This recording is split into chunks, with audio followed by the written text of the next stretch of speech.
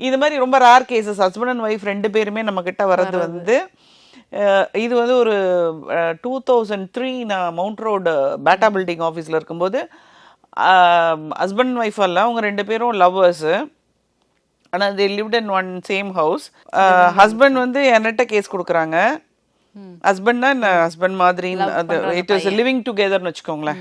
அன்னைக்கு வந்து அதுக்கு பேர் தெரியல லிவிங் டுகெதர், இப்போ லிவிங் டுகெதர்.